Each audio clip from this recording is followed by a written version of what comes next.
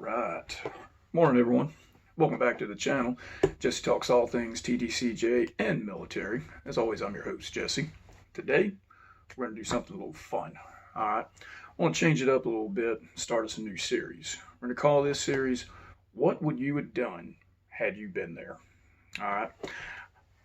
I want you guys to put yourselves in my shoes, okay? I'm going to run through a couple of different scenarios, one per video. I'm going to run through how the situation got set up, what I did, and the aftermath of it. And I want you guys to put yourselves in my feet, or if you don't want to put yourselves in my feet, put yourselves in the perspective of a corrections officer. In a lot of these stories, a rookie CO who didn't really know shit about the job, except for what I've been taught, which wasn't a whole lot. Put yourselves in that situation and see, what would you have done? Would you have done the same thing that I did? Would you have done something differently? Call it Monday morning quarterbacking, okay? A lot of people have been in situations like that, either in a job or experience you had in life where you think back on it and you're like, damn, I really wish I would have done something a little bit differently. But, you can't. What's done is done. So, let's not waste any more time. Let's go ahead and jump right into it. All right. I was a rookie CO assigned to SEG during this time. I think I had been there maybe, I don't even remember. It wasn't long. Maybe a month. Probably not quite 2 months. Okay. Not enough time to really have learned anything about what's going on. Training at the unit was very sketch. Once you're outside the academy, it's basically shadow another CO, watch what they do, learn from them, take what you can from it, be it right or wrong, and just try and make the best decisions. All right. This is a situation in SEG. Okay. Day shift SEG. I was assigned day shift, shift number 1. All right. Day shift SEG was responsible for serving lunch and dinner trays. We typically serve lunch trays around 10:30, 11 o'clock. We'd serve dinner trays around 1600, 1630. That's 4 o'clock, 4:30 in the afternoon for those of you who don't military time. All right. Night shift was responsible for serving breakfast trays.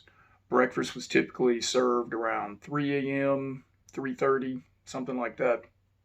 On this particular day, for some reason, I don't know why, never got to find out, a couple of the pods hadn't served their trays yet. Okay, mine was one of them. I was assigned to Delta Pod that particular day. I told this story back in the archives where I worked with this fat, nasty, just ugly ass, sweating grease, even though it was cold in the mornings, CO. I don't remember his name. He always just stunk, looked frumpy. I'm not going to go into it. If you want to watch that video, go back into my archives. I think I titled it Fat CO. I don't even remember, but it's back there, and I'll tell you the whole story about it. All right. We're going to focus more on this particular situation. So we go through turnout. All right. Didn't really get briefed on anything. We get down to the pod. Night shift's in there, and night shift tells us that they haven't served breakfast yet. We need to make that happen. Okay. At that point, I should have pumped the brakes right then and there, stopped, left the pod, went to the supervisor's office and said, hey, LT, I ain't relieving these guys. They hadn't done their duties yet. I didn't do that. All right. Me not knowing much, I'm like, yeah, man, we'll get that taken care of. Shouldn't be a whole lot different than lunch. Okay. That wasn't what I said in my head at the time. I don't remember exactly, other than just being bewildered. And the guys they were already all awake. Typically when we walked in, they were all asleep, and we'd wake them up asking them, did they want rec? Did they want shower? These guys were all awake because they hadn't had their food yet. I think I asked the guy why hadn't it been served yet, and he just said they weren't able to get to it. Okay. I don't know what the situation was. They hadn't done it. A couple of the other pods had served breakfast yet, but not all of them had. This would have been something good to know about in turnout, and probably get briefed a little bit about what breakfast was. Okay. Serving food in SEG was a very difficult situation. It wasn't, hey, here's your tray, go on. So they leave, and me and this guy are standing there, and I was like, he'd been there a little bit longer than me. I don't know how much longer. I asked him, hey, you ever serve breakfast? He said, I was just about to ask you that. All right. I think we can figure it out. So we go over to the cart. It's this big four-wheeled cart with handles on both sides with doors that open up like this, and there's slots inside it, and the trays are slid in it. And you've got this big metal carrier. It's about yay high with a handle on it, and it has slots in it. You could put up to 7 trays in the carrier, and then you walk it down the aisle, and you serve those trays into the cells once you open up the food slots. All right. Some guys were regular trays, other ones were diets. The kitchen typically did a absolute poor job of identifying who was a diet tray. All right. Cell number 13, it would have a D on it. Cell 21 would have D. Cell 27, it was supposed to be a D, but sometimes there'd be just some whatever scribble was on it. They were on these diets for whatever reason. They were either Muslim and couldn't have pork. I'm sure they did all real good justice there. Anyway, whatever it was. Or they'd have some kind of a peanut allergy. Okay, they couldn't have any kind of peanut butter. Or they were on like a bland diet or something. They had either signed themselves up for it, or the family members had signed them up, or another inmate had submitted an I snitch form saying they were this individual and they needed to be on a diet just to jack with another individual. Happened all the freaking time. Okay, with anything I could do about it. So we go to the cart and we're looking at it, and it's pancakes. All right, pancakes with a little bit of syrup. I don't remember what else was on the tray. I do remember the pancakes. All right, the diet pancakes had peanut butter on them. I'd never had peanut butter on a pancake. I eat it still to this day. If you haven't tried it, try it. It's a game changer. This cart was designed to keep the food at a constant 160 degrees. You'd roll the cart in, you plug it in, so that way the first guys, they would have hot trays. Well, by the time you got over to cells number 80 and 84, man, those trays would have been stone cold by then. So this thing kept it at a good 160 degrees. The problem is, here it is now, 6:30, 6:40 in the morning, and these pancakes have been sitting in a 160 degree box for a little over 3 hours now. Okay, the pancakes had about the consistency of a shingle, and the what was supposed to be maple syrup was basically like preservatives. Okay, just thick, because it was all dried out under that temperature. All right. We had 2 containers up on top, and there was coffee and there was milk in there. I was like, man, are we supposed to give these guys milk or coffee? You know, is the milk for the diet? Is the coffee the regular? Vice versa? Keep in mind, we didn't get briefed on any of this. You know, we weren't told which was which. For lunch and dinner, pause for hydrate. Lunch and dinner, it was either red, orange, or purple drink. Okay? Just some kind of Kool-Aid. Diets got milk. We knew that. We had been trained on that. So I'm thinking maybe the coffee is for the regulars, or maybe the milk is for the diets. All right? And I remember we're looking at the trays, trying to arrange them, figure them out, whatnot. And this old hand yells out up at me, "Hey, man, what you waiting on? Hey, get them fucking trays up here, man. They've been sitting in that cooker long enough. We're fucking hungry up here, man." Hey, you sit your ass down. I'll be up there when I get up there. Oh, the silverback gorillas come out. Man, beating and banging on the doors, hooting, hollering. All right, so we're still kind of asleep. We're just getting started on shift. And now all the beating and banging on the doors is going on. We don't know what trays are supposed to go to where. Okay, our whole day is just completely shot. We're supposed to start off with security checks around the place and then start figuring out who wants rack and shower. That took long enough. Now we got to serve breakfast, we got to serve lunch and dinner, and do our normal duties.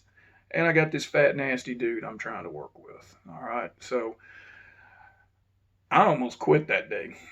I hadn't even really got started yet, and there I am almost ready to quit.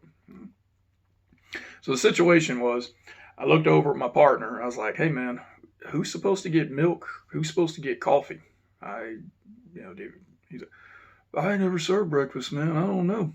That same inmate yells down out to me, "Hey, bitch ass! Hey, we get both. We get coffee and milk." I looked up at him. I was like, all right. So that's the situation. Was he right? Was coffee for the regular? Was milk for the diets?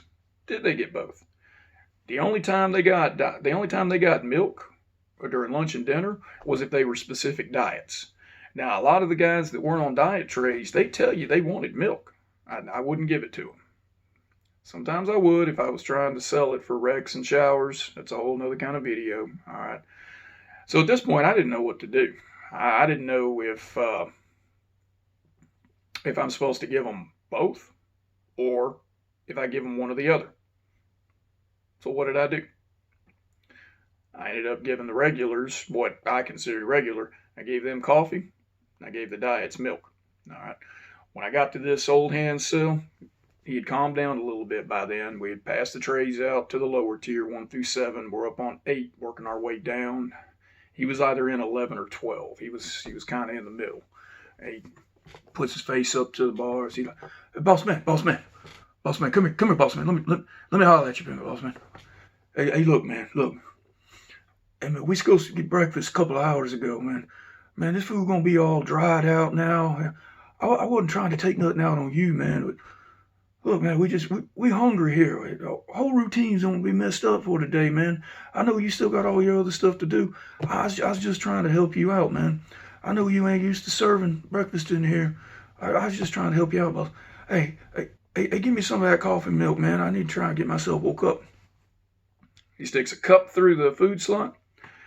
He sticks a plastic bowl through the food slot. At this point, I'm just done at this point, okay? I filled up the cup with coffee. I filled up the bowl full of milk. Takes it, shut the food slot, went on down from there. Spent the whole rest of the time giving all the cells. I gave every single one of them coffee, gave every single one of them milk, okay? They all kind of started calming down once they got their food. We went, slopped it like normal, and now the day is just absolutely shot. Okay, the picket boss had called out on the radio that the trays hadn't been served yet. There wasn't really anything the lieutenant could do. Raymond came in by the time we were about halfway done serving it. Hey man, y'all need anything? It's like, hey Luke, you help us serve these trays? He just laughed at us. Left, like, yeah, okay, whatever, man. Yeah, Carter, you take care of it, handle it. So, what would you guys have done? Okay, do you think the inmate was in the right in saying they got coffee and milk, or were they supposed to get one or the other? Should I have gone to the supervisor's office and snitched on night shift they hadn't done their job? Should I have just stood there and done nothing and just let the day get longer and longer? Should I have interacted with Raymond a little bit more when he came in? Keep in mind, he wasn't in the mood to really interact with us. He was just ready to check and then leave. Do you think the inmate lied to me? Now, what would you have done in that situation? Comment down below, okay? Pick me apart. Tell me what you think. Was I in the right? Was I in the wrong? What would you have done differently? If you don't want to comment, just sit there in the safety of wherever you watch these videos and just think about it. If I were a rookie CO and an old hand gave me advice like that, would I have taken it or would I have done my own thing? Who knows? Being a CO is not black and white, man. Let me know what you guys think. Have a good rest of y'all's Saturday. I'll see you guys in the next video. Carter's out.